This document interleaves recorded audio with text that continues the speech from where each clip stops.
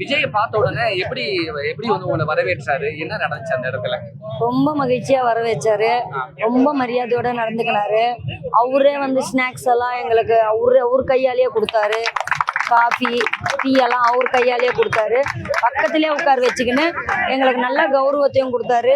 பெண்கள் அழக்கூடாதுன்னு சொன்னார். மெயினாக உங்கள் போராட்டத்துக்கு நான் நிற்கிறேன், துணையாக நிற்பேன், எந்த ஆதரவு வேணாலும் சட்ட ரீதியாகவும் சரி, உங்களுடைய பணி நிரந்தரத்துக்காகவும் நாங்கள் எந்த உதவி செய்யறதுக்கும் ரெடின்னு சொன்னோம். ஒவ்வொருத்தரா விஜய் தனிப்பட்ட முறையில் கூப்பிட்டு பேசினார். என்ன மாதிரியான நீங்க கோரிக்கையில முன் வச்சீங்க?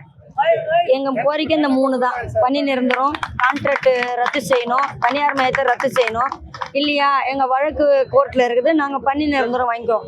எப்போ பாரு நாங்க இந்த நிலையிலேயே நாங்க வேலை செய்யணும், NULM நாங்க வேலை செய்யணும்னு சொல்லி கோரிக்கை வச்சோம். விஜய் உங்களுக்கு என்ன மாதிரியான நம்பிக்கை கொடுத்திருக்காரு? நான் இருக்கேன் நான் இருக்கேன்.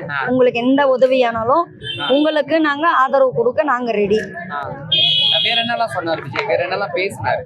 அதுதான் பேசினாரு. உங்களுக்கு சட்ட ரீதியாகவும் நான் ஹெல்ப் பண்ணுறேன், உங்களுக்கு என்ன ஹெல்ப் வேணாலும் பண்ணுறேன். எங்கள் தொண்டர்கள் வந்து டெய்லி உங்களுக்கு ஹெல்ப் பண்ணுறதுக்கு நான் தயார் பண்ணி வைக்கிறேன். உங்கள் பின்னாடி நான் இருக்கிறேன். எந்த உதவியானாலும் எங்களை தாராளமாக நீங்கள் கேட்கலாம். அவர் அரசியலாக பேசுகிறேன், சக மனிதனாக பேசினார். எப்படி இருந்தது விஜய் பேசின விதம்? எங்களுக்கு ரொம்ப ஒரு நம்பிக்கையா இருந்தது. அவர் பேசின வார்த்தைங்க ஒவ்வொன்றும் எங்களுக்கு நம்பிக்கையை கொடுத்தது. கண்டிப்பா இவரு எங்களுக்கு ஆதரவு கொடுப்பாருன்னு ஒரு நம்பிக்கை எங்களுக்குள்ள வந்தது. ஆனா அரசியலா பேசல, சக மனிதனரா பேசல. உங்களுடைய கஷ்டங்கள்லாம் விஜய்க்கு புரிஞ்சுதா? சொல்ல புரிஞ்சுது. அதுவும் அதுக்கேற்ற மாதிரி அவரும் எங்ககிட்ட பேசினாரு. பெண்கள் வந்து அழறதுக்கு பிறந்தவங்க இல்ல, ஜெயிக்கிறதுக்கு பிறந்தவங்க, நீங்க ஜெயிப்பீங்கன்ட்டு ஒரு உறுதியும் கொடுத்துருக்காரு.